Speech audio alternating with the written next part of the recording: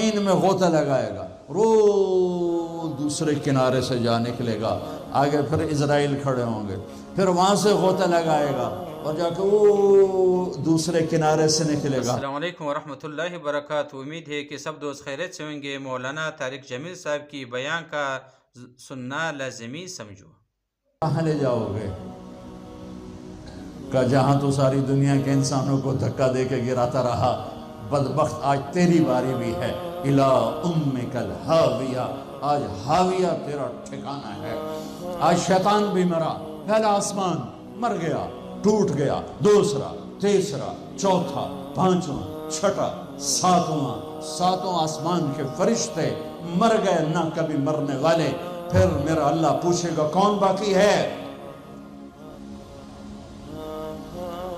ملک الموت کہے گا عرش کے 4 فرشتے اور ہم 4 فرشتے باقی سب مر گئے۔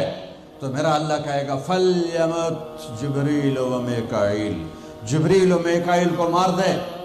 تو اللہ کا عرش سفارش کرے گا یا اللہ جبریل و میکائیل کو تو بچا لے۔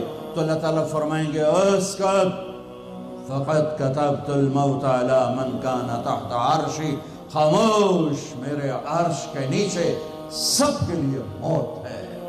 میرے بچوں، یہ زندگی کھیل تماشا نہیں ہے، تمہارے پیچھے پورا سسٹم چل رہا ہے۔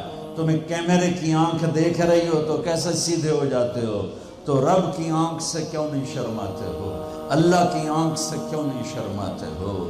اللہ کی آنکھ جو نہ سوئے، کیمرہ تو بند بھی ہو سکتا ہے اور خراب بھی ہو سکتا ہے اور تمہیں مس بھی کر سکتا ہے، پر اللہ لا يعزب عن ربك من مثقال ذرة لا يخفى عليه من شيء في الأرض ولا في السماء يعلم ما في البر والبحر ما تسقط من ورقة إلا يعلمها ولا حبة في ظلمات الأرض ولا رطب ولا يابس إلا في كتاب مبين۔ کس اللہ کے ہے سے